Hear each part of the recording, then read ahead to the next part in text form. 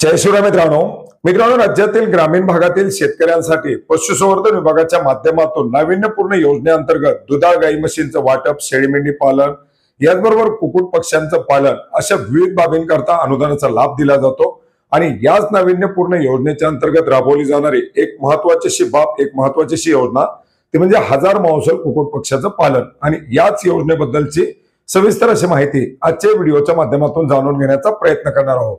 मित्रांनो, नाविन्यपूर्ण योजनेचे अर्ज कसा भरायचा, याच्या अंतर्गत दिल्या जाणाऱ्या वेगवेगळ्या बाबीसाठीचं अनुदान याच्याबद्दल आपण वेळोवेळी माहिती घेत आहोत। आणि याच्यामधील कुक्कुट पक्ष्यांचं पालन या बाबीबद्दल देखील मोठ्या प्रमाणात विचारलं जात आहे।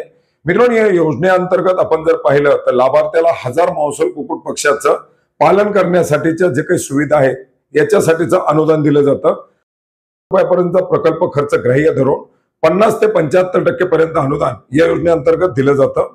याच्यामध्ये अत्यल्प भूधारक शेतकरी ज्यांची 1 हेक्टर पर्यंतची जमीन आहे, अल्पभूधारक शेतकरी 1 ते 2 हेक्टर पर्यंतचे जमीनदार, सुशिक्षित बेरोजगार, महिला गटातील लाभार्थी, वैयक्तिक महिला लाभार्थी अशा लाभार्थ्याला या ठिकाणी याच्या अंतर्गत प्राधान्य दिलं जातं।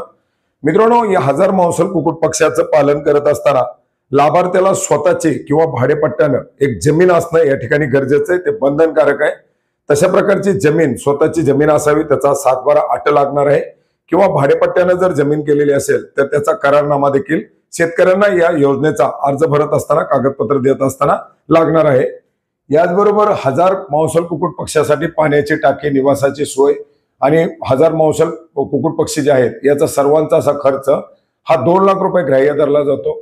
खाद्याची, पाण्याची भांडी, ब्रूडर इत्यादीसाठी 25,000 रुपये असा एकूण जवळजवळ 2,25,000 रुपये याच्या अंतर्गत प्रकल्प खर्च ग्राह्य धरला जातो।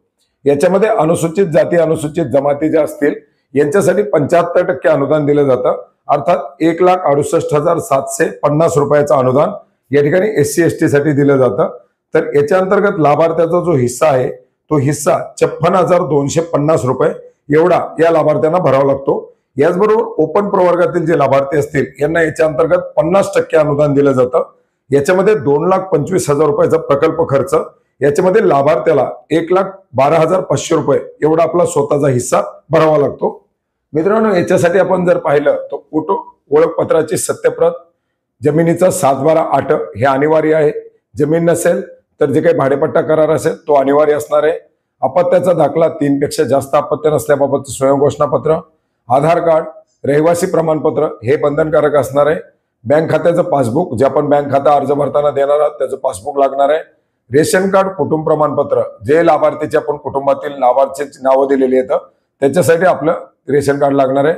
7/12 मध्ये जर नाव नसेल आणि कुटुंबाच्या नावावरती जमीन असेल कोणाच्या दुसऱ्याच्या तर त्या जमिनीसाठी कुटुंबाचं संमतीपत्र आणि भाडेपट्टा करार असेल तर ते भाडे तत्वावरचा करारनामा लागणार आहे।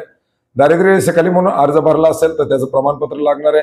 दिव्यांगाच्या अंतर्गत अर्ज भरला असेल तर त्याचं प्रमाणपत्र लागणार आहे। बचत गटाचे सदस्य म्हणून अर्ज भरला असेल तर बँकेच्या जे काही बचत गटाचं बँक खाता असेल त्या पासबुकची पहिली प्रत लागणार आहे। जन्मतारखेचा पुरावा या ठिकाणी द्यावा लागणार आहे। शैक्षणिक पात्रतेचा दाखला द्यावा लागणार आहे।